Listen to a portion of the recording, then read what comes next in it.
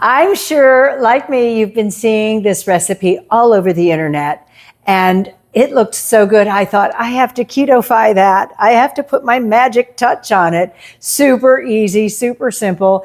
Keto, garlic, Parmesan, chicken, meatloaf. Doesn't that sound amazing? The photos of it on everyone's recipe page looked so good.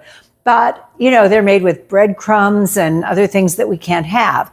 So I thought I will use what I normally do with regular Italian meatballs and jazz this up with a few special ingredients. So here we go. Hi, this is RJ with Keto Over 50. Thank you for joining me for this episode. This is going to be a keeper. I just know it. I have my oven heating at 375. I'll share all the ingredients down below in the description, and as I add them in, you'll see them right here. So I'm starting with this pound of ground chicken that I bought just for this. And I'm going to add at 3/4 cup of ground, that's not what it's called. It's called grated Parmesan cheese. And I have shredded Parmesan Romano to put on it afterwards on the top, like how you'd normally put like ketchup on a regular meatloaf.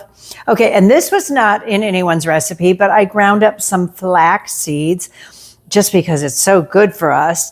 And then I have a 1/4 cup of Italian seasoned pork panko. Did you see that before it went in? I forgot. Pay attention. This is the one that I really like. I have tried all of the pork panko, and the Good King pork good. I'm never going to get that right because it doesn't make sense. Pork King Good. And these are the Italian. They also come in original and regular and Cajun. So that's very exciting. Okay. I'm so excited to share my new adventure with you. When I started on keto, I was very tempted to get a monitor, some way that I could really gauge what puts me into ketosis faster, better, what takes me out of it, so that I could really stay true to my goals on Keto Over 50. I was approached by SciBio. They asked me if I would wear their continuous ketone monitoring system. And I thought that's just perfect because I want to learn more. So join me on this journey as we do this. You might notice I have one sleeve turned up. Yeah, it's not for a pack of Marlboros in there like the greasers used to wear in high school, right? Okay, so this is the kit, and it comes with the applicator, and this is the actual wearable device. This will give me 24/7 information without having to prick my finger, which is why I originally decided not to do a monitor. So this is going to be so much easier. So all I have to do is clean the area where I'm going to put the device. Do you know that there's an alert on the app that goes on your cell phone, and the alert will tell you when you're in ketosis? You can set it to tell you when you're not in ketosis. This is going to be a game changer. It's hot. I'm staying in the house. I'm not exercising or walking like I usually do. So this is a great time to start this. And I have a special offer for you. You can save 5%. I'll leave a link down below. And it's scibiosensor.com/RJKeto. You want to enter my promo code, which is Keto Over 50, and you'll save money. Decide where to put it, which is where I cleaned it, of course, and just push down. I'm going to have so much information. It will give you 14 days of continuous monitoring. I am fired up. Maybe you'll join me. Again, it's scibiosensor.com/RJKeto, and your promo code to save 5% is Keto Over 50. And then an egg. And most meatball or meatloaf recipes call for milk along with the breadcrumbs. Thanks to Chef Fabio Viviani, who makes the best meatballs in the world, except that they have breadcrumbs in them. So he said use ricotta cheese instead of milk or heavy whipping cream or anything else that you need to hold your meatballs or meatloaf together. So why wouldn't I put it in here, right? I need to crush some garlic. Now, it called for 2 cloves of crushed garlic. I have ruined recipes before. I have 2 really big ones. I have ruined recipes before with ground beef and crushed garlic because it was just way too much garlic and it overpowered everything. So I prepped 2 of these. I think I may stick with 1. There we go. That's plenty. You can also use powdered garlic powder. Powdered garlic powder. I've had a stressful day. Okay, and then you want to use salt and pepper to taste, which we want a little bit flavor there. Oh God, that just went over the... Hello. Okay, that was nice. This is why two of them are broken, because I just slammed these antique salt and pepper shakers all around the kitchen. Okay, and of course, because it's Italian, we're going to need. I think most of the recipes called for like a teaspoon of Italian seasoning, and I always think that's just way too much, because you don't want to bite into something and have it be that's all you taste. Whether it's tomato, garlic, salt, you just want seasoning. That's why it's called seasoning. You want a little bit of seasoning to go in there so that it's just perfect. Why do I have... Oh.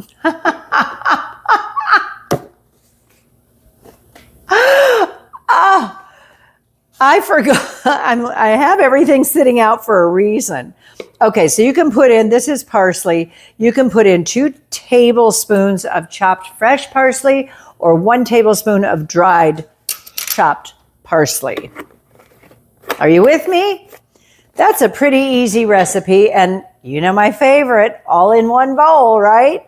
So I'm going to mix this up. I'm going to try to mix it with a spatula first. I didn't know what to do, because you really can't whisk it and you really don't beat it. So I'm thinking like just fold everything in with, look at that. You can already tell this is going to be so good. You know, chicken has such a mild flavor, and because it's not very high in fat, you have the cheeses to help balance it out.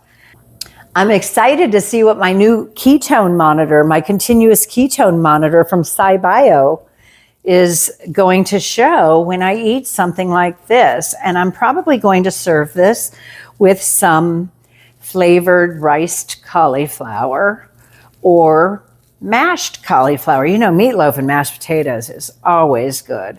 Okay, well, that came together so nice. I'm telling you, if you've never put ricotta in your meatloaf, or if you're making meatballs, it's the best. Fabio, in his meatballs, he also uses diced shallots. There's no onions in this.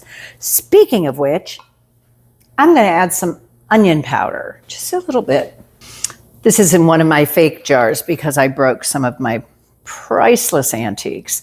So I'm going to put about half a teaspoon of onion powder in the mix. It's going to be great.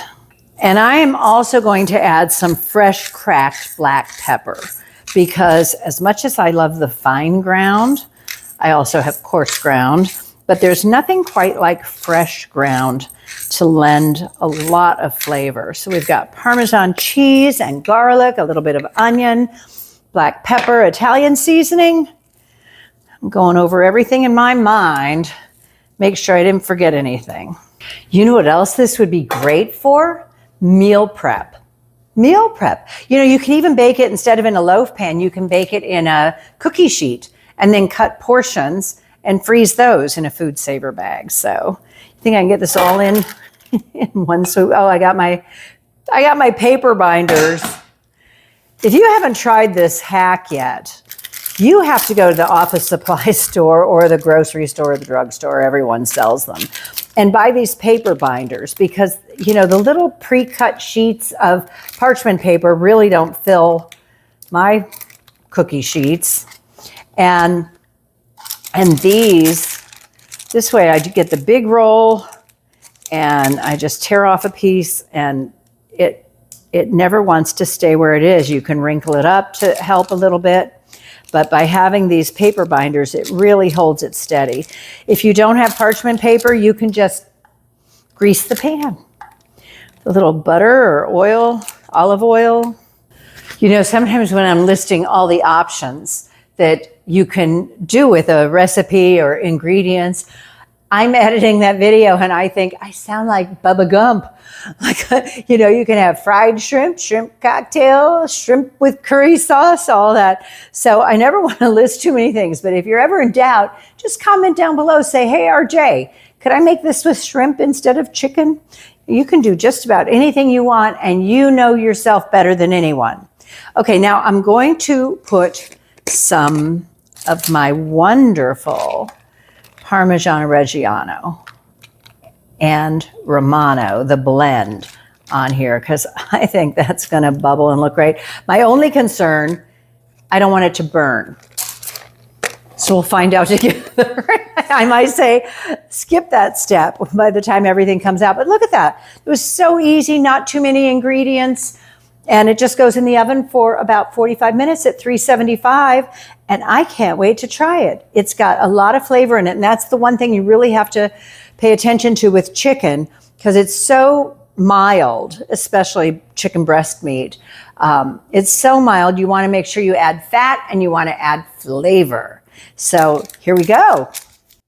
It's done. I love this part when your creation comes to life. Now I have to figure out how to get it out of here without, I don't know if I should just pick it up without the paper or pull the paper away from it.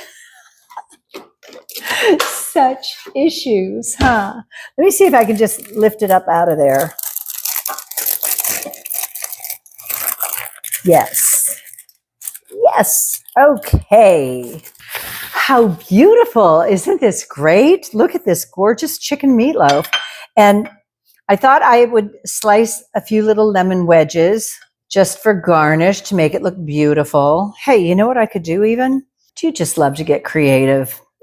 I made a nice little, this is just from Green Giant, but okay, say I was having company for dinner. This has a few peas and carrots. It's about 2 or 3 net carbs. And imagine if I had, you know, to take this over to the dinner table with a nice presentation. I have my cake slicer, which I love. It has a nice serrated edge, which will cut through anything. And here we go. Look at that. It's just beautiful. Isn't that just beautiful? You know, visual appeal for a meal is everything. If it doesn't look good, it's not going to taste good. I don't care if it's, you know, steak and lobster, whatever you're having. You want it to look absolutely beautiful. There we go. Okay. And I definitely want some of this. I like this stuff. Not by design. I just got so busy I didn't get to eat. I put a little butter on this. Needs a little salt. You got to make sure you get your salt. I love this Malden salt. I order it on Amazon. I'll tag it down below. The recipe will be below in the description. Let me see how that is. Much better. Here's the big taste test. Are you ready for this? Tastes like chicken Parmesan. Oh my goodness, it's so good. You know, you could serve it with, you could slice it, and you know how hard it is to make chicken parm? You could just slice this, put a slice of mozzarella on it, some tomato sauce, some marinara sauce, and really dress it up. No one would know you didn't make chicken parm from scratch. I love the crispy cheese on top. I'm very excited to learn more about this and watch how everything I'm doing has an effect on that. So that's exciting, a new chapter. Thank you for joining me. I hope you'll try this. Look at how gorgeous that is. Do you have a serving platter like that? A nice rectangular one? That was a gift, and I'm so grateful because I use it for everything. When I put out like veggies and cheese and stuff, it really works beautifully. But I thought this is just amazing. I hope you'll try it. Thank you for joining me. I'm going to start to launch my videos, I think every Friday morning. And that way you have time to go to the store and you have the whole weekend to cook and prepare new recipes. So I want to have some more consistency there. So every Friday morning, I'll launch a new video. And I look forward to seeing you in the next one. Thank you for joining me. This is RJ for Keto Over 50. Stay beautiful.